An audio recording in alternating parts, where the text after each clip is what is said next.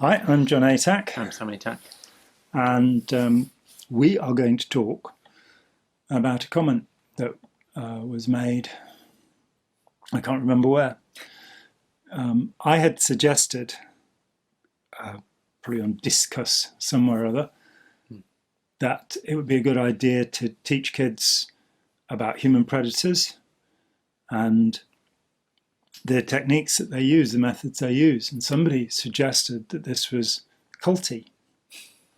And I want to make a differentiation here that the survivors of authoritarian groups will tend to feel that any group is cultic, and that any leader is cultic, that any authority is cultic.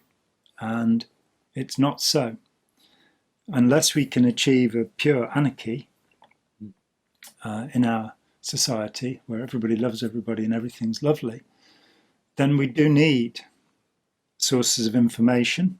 We need ways of examining them and checking them, and we do need to have groups, and it is possible to have healthy groups, healthy families, healthy tribes. I don't know about healthy nations.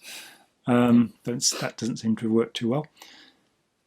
And it's not cultic to have aspirations. It's not cultic to have ideals. It's cultic when those ideals dehumanize people. Yeah. So I think we should be able to express our ideals, and we should be willing to have them challenged and to discuss them and take them further. The cult of personality, where an individual is elevated to an almost divine status, which seems to be the human condition from Sumeria, possibly before Sumeria, but from at least Sumeria about 3,500 BC, through the Babylonian Semitic societies, the Akkadians, the Jews, the Habiru, the Arabs, the societies that came out from there, their influence upon Egyptian society, India. We would like to know more about the Indus Valley, or Mohenjo-daro, and that kind of good stuff. Not sure who influenced them, but they seemed to live quite peacefully for quite a long time. And had a lack of weapons. A lack of weapons.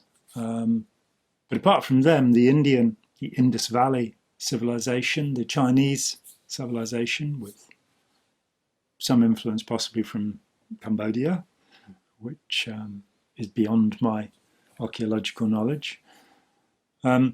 These societies all come from the divine right, the idea of a leader, an emperor, a boss, a president, a king, a monarch, a tyrant.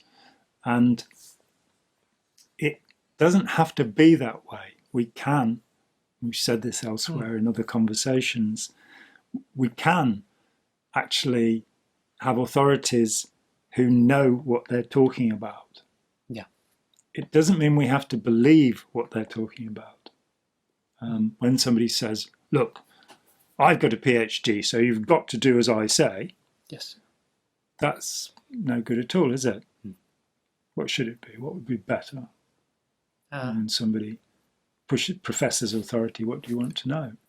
Yeah, I could be right. I think this. And what do you want them to give you? Evidence. Evidence. Obviously. Evidence, very, very obviously. But not the first time asked. No. Obviously. Almost. I think obvious means which can be seen, by the way. Obvied. Huh? That which is evident. Yeah. So I do want to differentiate this, that as a civilization, we're not going to be a civilization until we can differentiate those people who are pro-social, good, pro-life, but not in that sense. I always wanted to have a little badge that said pro-death. Okay. People who are life-affirming, let's put it into the great Erich Fromm's way of thinking about things. And that's okay. We don't have to worship these people. We do have to be able to have a conversation on an equal level with everybody. It doesn't matter how old, how experienced somebody is. If they can't answer the question, then their authority on that particular subject is questionable. So the word culty was used by my critic, and I hope that nobody adopts me as a cult leader, certainly not getting a fantastic flow of wealth from my devotees as yet. I have no harem. It's so tragic. Very sad. Yeah. And it might be nice, actually. Training your mind, yeah. I don't want to be a guru. I don't want to be a cult leader. I don't want to be adulated. I don't want people to go out and have rallies and placards with my name on, with blue or red backgrounds on them, as they do in America. Do here as well, actually. The political parties, blue and red. Cool. But red here means socialist. Does that tell us something about the Republicans? No. The big old elephant party. The GOP. We, to have a decent society, need to be willing to check and question, and also not to insult. So I talk about authoritarian groups because some people are upset by the term cult, which I've defended in its accuracy in many places. I don't think it's cultic to be in a group. I don't think it's necessary. It's cultic to be a leader. What is cultic is a relationship between, which I think has been perhaps best examined by our friend Arachelef in his notion of courageous followership, that you don't want a situation where you're terrified of talking to the leader. That is a cult.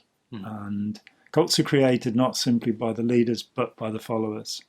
And so if we are courageous followers, as Ira suggests, then we can make things better. And if we teach our kids how to recognize human predators, the utterly selfish people in our society, self-centered people, if we teach them the methods that are used to trick us in propaganda, PR, recruitment, seduction, then I think that's a good thing. And, it's perfectly okay to put money into our Patreon account. We promise. It's not a trick. It's not a trick. We really will spend the money. And well, we won't actually. We'll give it to Spike. Yeah, Spike will spend the money. He needs the money to be able to spend the amazing amount of time it takes to prepare these little squibs for the public. So let's not get culty. And I am John Atack. I am Sam Atack. And thank you for your time.